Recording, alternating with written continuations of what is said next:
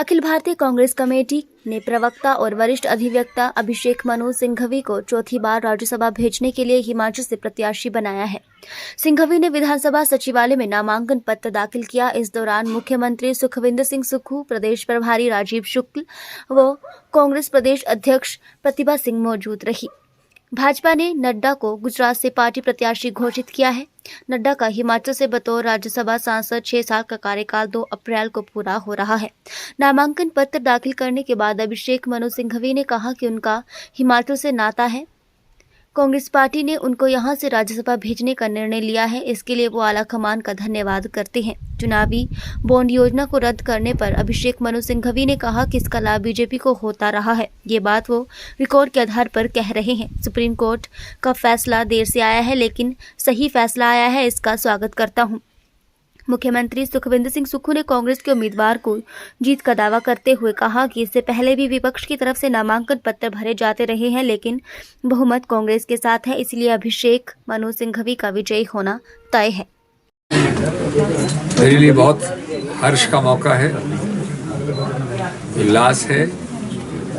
सबसे पहले मैं कांग्रेस के शीर्षस्थ नेतृत्व का तहे दिल से धन्यवाद देना चाहता हूं कि मुझ पे इस प्रकार से विश्वास और भरोसा प्रकट किया है।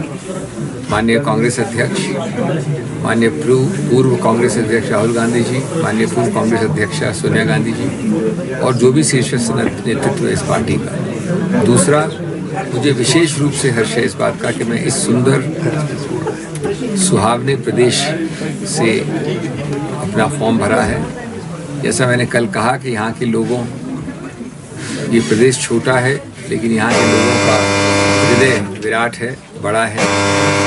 यहाँ जो भावनाओं की गर्माहट है,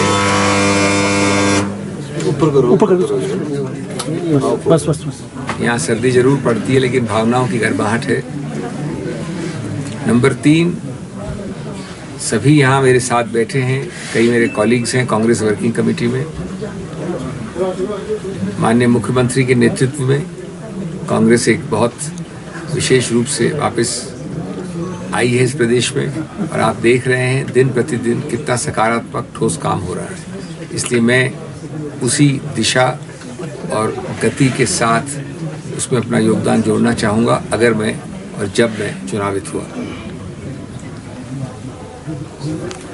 देखिए, इस पे विस्तार से बात शाम को करूँगा मैं, लेकिन मैं आपसे ये कहना चाहता हूँ कि ये एक ऐसी नीति थी जो नेतृत्व के समय, बनाने के समय बनाने वाले जानते थे कि इसको छुपाने के लिए बनाया जा रहा है, ट्रांसपेरेंसी और खुलासे के लिए नहीं। और ये इतनी लंबी चल गई, ये भी इसका सौभाग्य समझना चाहिए इसको अपने आप का। नहीं तो ये अगर विलंब नहीं होता तो बहुत पहले निरस्त हो गई होती। आज जो बहुत पहले होना था वो किया है उच्चतम न्यायालय ने और व्यापक रूप से किया है और हम इसका स्वागत करते हैं। एक सफ़ेद को काला करना, काले को सफ़ेद करना, छुपाना और बहुत हद तक सभी पार्टियों को हिंदुस्तान में मिला लें, उनको 10 गुणे से मल्टीप्लाई करें तो भी जितना बीजेपी को मिलता था इलेक्टोरल बॉन्ड्स के थ्रू वो बाकियों को नहीं मिलता था। ये प्रकाशित औपचारिक सरकारी आंकड़े हैं, मेरे आंकड़े नहीं हैं। तो इस प्रकार से इसका एक और बड़ा महत्वपूर्ण आयाम है किस प्रकार से आप लेवल प्लेइंग फील्ड, और याद रहे चुनाव में लेवल प्लेइंग फील्ड हमारे मूल ढांचे का एक अभिन्न अंग है, यानी असंवैधानिक है अगर आप लेवल प्लेइंग फील्ड मेंटेन न करें। तो ये लेवल प्लेइंग फील्ड कैसी कि ऐसे बिना पारदर्शिता के स्कीम के अंतर्गत 10 गुना आपको मिल रहा है और किसी को मालूम नहीं क्यों मिल रहा है, कैसे मिल रहा है। बहुत अच्छा हुआ, थोड़ा विलम्ब हुआ ज़रूर, मेरे को उसका निराशा है, लेकिन फिर भी अच्छा हुआ, देर आए दुरुस्त आए। उतरते रहे हैं, इसमें कोई दो राय नहीं है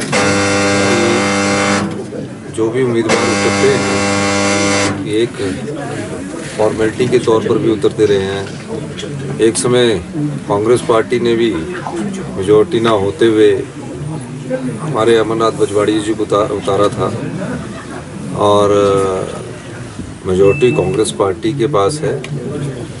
एक सिंबॉलिक उन्होंने प्रत्याशी दिया है, निश्चित तौर पर उन पर वो अगर चुनाव में आते हैं तो वो तो चुनाव 27 तारीख को होगा, उनको पता लग जाएगा और इसमें कोई दो राय नहीं है कि कांग्रेस की मेजोरिटी इसमें। सर क्या लग रहा है बीजेपी का प्रत्याशी उतारना ये प्रेशर पॉलिटिक्स का एक हिस्सा है? क्योंकि नेता प्रतिपक्ष कह रहे हैं कि कांग्रेस के कुछ विधायक भी नाराज हैं जो क्रॉस वोटिंग कर सकते हैं। देखिए, तो आपको उस समय पता लगेगा जिस दिन चुनाव होगा, और वो तो 1 साल से बोल रहे ऑपरेशन लोटस हो रहा है, ऑपरेशन लोटस हो रहा है। कांग्रेस के विधायकों में कोई इतनी ज़्यादा नाराजगी नहीं है, और मैं ये कहना चाहता हूँ कि ये पहली बार नहीं उतारा है, ये पिछले राज्यसभा चुनावों में भी उतारने का प्रयास हुआ था और पहले भी उतरे हैं। मेरे ख्याल चौथी बार है, तो ऐसे कोई दो राय नहीं। सिंघवी जी, सवाल आपसे भी है।